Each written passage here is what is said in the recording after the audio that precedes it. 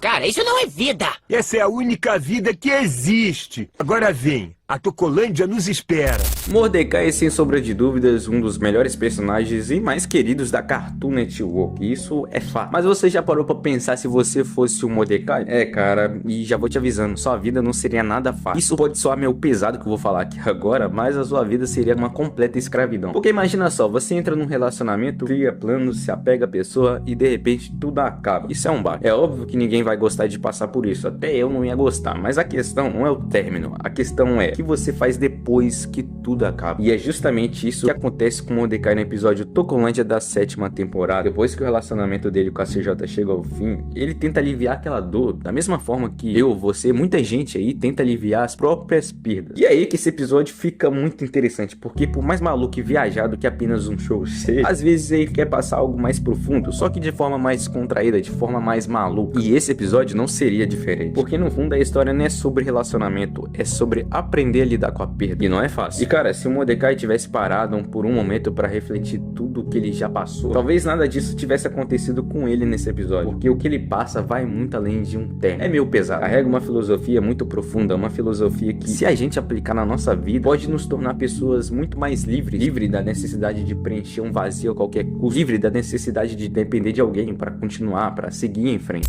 Antes de tudo, o Rigby e Ellie estão sentados de boa, jogando juntos, e aparentemente o Rigby tá totalmente focado na Ellie. Mas esse não é nenhum verdadeiro problema, cara. O que mais me chamou a atenção ali foi outra coisa. Eu não sei se é a primeira vez que isso acontece, mas o episódio começa sem o Mordecai aparecer. Isso já dá aquela sensação de que tem algo errado, alguma coisa estranha acontecendo. Aí chega o Benson perguntando pelo Mordecai onde ele poderia estar, e bom, o Rigby praticamente não dá importância nenhuma. Ele tá tão focado no jogo e na Ellie que nem parece preocupado. Eu até poderia dizer que ele foi um péssimo amigo, mas esse episódio surge uma redenção dele, uma redenção que vai mudar o destino de Mordecai. Então, mesmo sem achar que era algo sério, ele faz seu papel, liga pro Mordecai. Só que aí acontece uma surpresa. O celular dele começa a tocar. Bom, isso é óbvio. Só que o aparelho tava ali, na casa do pai. E a coisa começa a sair de uma situação boba e vira um problema de verdade. Logo em seguida, o Rigby vai até o quarto de Mordecai, na tentativa de encontrar alguma pista que explique esse sumiço. E no meio daquela bagunça toda, ele encontra uma carta escondida debaixo da cama. Só que não era uma carta qualquer, cara. Era praticamente a definição de tudo que Mordecai tava passando. E ao mesmo tempo, a solução que ele acreditava ter encontrado. Porque nela estava escrito o seguinte: querido Mordecai, pare de sofrer por garotas e venha curtir e beber na Tocolândia. Por sinal, Tocolândia é um nome bem esquisito e, sinceramente, só de ouvir esse nome já dá pra imaginar que vem coisa estranha por aí, meu parceiro. Então o Benson aparece e explica o que é esse lugar, até porque ele mesmo já passou por lá, já teve experiência. E já vou te avisando, meu cara, não é um lugar normal, é um lugar sombrio, meio bizarro. Segundo o Benson, depois de várias decepções amorosas, ele acabou encontrando a Tocolândia, um lugar onde as pessoas vão para esquecer dos problemas, esquecer das decepções. Um lugar cheio de festas, bebidas e outras formas de fugir da realidade. E cara, isso me lembra um pouco de mim mesmo, não por causa de relacionamento, mas pelas decepções que eu tive comigo, com minha própria identidade. E convenhamos, o prazer parece ser o melhor escape, né? A melhor forma de fugir da realidade, pelo menos por alguns momentos. E vou ser sincero, cara, às vezes eu me desleixo muitas vezes não, bastante. Mas olha o Benson, ele curtiu, aproveitou a Tocolândia, só que fica aquela pergunta: será que ele realmente se esqueceu das decepções amorosas? Ou ele só adiou uma dor que mais cedo ou mais tarde ia voltar? E acredito que o pior sentimento é o sentimento de perda. Perder algo que considera valioso é o que machuca, né? Ninguém gosta de perder, eu não gosto de perder, é horrível perder, mas eu tenho que saber suportar. E isso fica bem mais nítido durante o episódio pelo próprio Mordecai, cara, guardando uma lição muito importante. Então agora que eles já sabiam onde Mordecai provavelmente estava, faltava um detalhe: como o Rigby ia chegar até a Tocolândia. E bom, como o Benson já tinha passado por isso, ele era a única pessoa que sabia mostrar o caminho. E realmente, ele sabia. Só que não era da forma que Rigby imaginava, porque segundo o Benson, para chegar na Tocolândia, primeiro você precisa sofrer uma decepção amorosa. Se bem que isso é óbvio, né? E quem tá ligado no desenho sabe que, até onde eu lembro, o Rigby nunca tinha sofrido uma decepção amorosa. Muito pelo contrário, ele tá vivendo um dos melhores momentos com a Ellie. Tá até casando já. Então, na teoria, era praticamente impossível ele chegar na Tocolândia. Mas, meu parceiro, apenas apenas um show, é o tipo de desenho que prova que nada é impossível, nada mesmo. Mesmo quando parece que a vida inteira tá contra você, onde parece sem saída, sem opção, sempre vai existir uma forma de virar o jogo, nem que seja no finalzinho.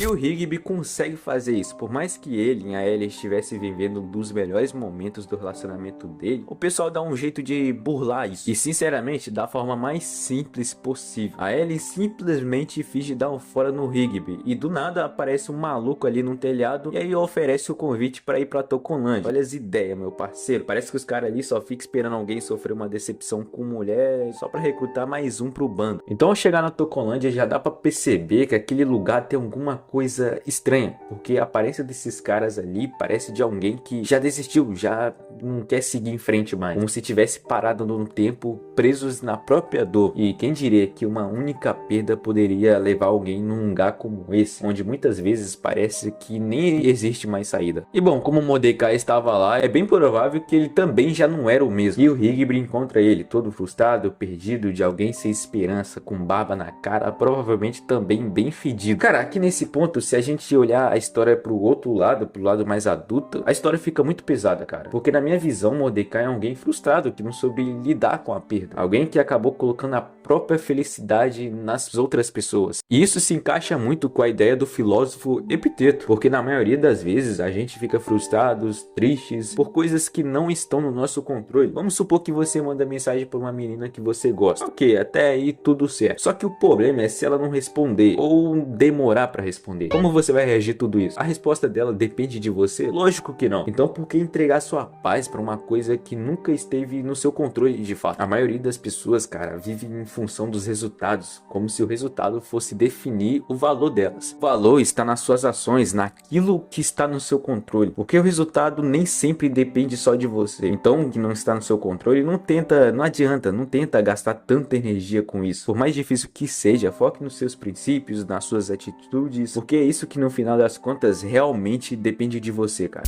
Depois então, Mordecai mostra o lugar onde ele está vivendo e já dá para perceber o que a perda pode fazer com uma pessoa. Só de olhar para a casa onde eles estão morando, já passa uma sensação estranha, uma energia ruim. Mas na mente deles aquilo virou normal. O que importa é curtir, buscar prazer o tempo todo, como se isso fosse suficiente para esquecer da dor. Até que enquanto o Mordecai tá tocando aquele instrumento ali, o Higby tenta convencer ele a voltar para casa, mas obviamente ele não quer, porque aquele lugar já tinha virado uma espécie de anestesia para tudo que ele estava sentindo. Então o Higby faz uma coisa simples, mas que muda completamente o destino de Mordecai. Ele mostra o reflexo dele no instrumento, e aquilo é um verdadeiro baque, meu parceiro, porque pela primeira vez o Mordecai percebe que estava só se destruindo. Ele encara a realidade e entende que aquela solução nunca de fato foi a melhor. E cara, muitas vezes a gente também evita se olhar no espelho, não no espelho de verdade, mas no espelho da nossa própria realidade, sabe? Porque dá medo de encarar os fatos, é difícil. Aí vem aqueles pensamentos que a gente cria para se enganar: relaxa, eu tô bem assim, tô feliz, quando no fundo a gente só não quer a verdade mesmo. A verdade é que Mordecai não quis encarar os fatos, ele colocou a felicidade dele em algo que nunca esteve no seu controle, e foi justamente isso que fez ele ficar angustiado, triste, sem rumo na vida, e no fim das contas ele acabou sendo covarde consigo mesmo. E depois de perceber a realidade, Mordecai simplesmente foge daquele lugar. Só que não seria tão fácil assim, porque logo em seguida os outros mendigos da Tocolândia vão atrás dele. Mas no final tudo dá certo, mesmo que por pouco quase tudo deu errado. E depois de chegar na casa do parque lá, o Higby dá uma lição pro Mordecai. Mas uma lição simples, só que uma lição que pode fazer a gente pensar um pouquinho. É simplicidade?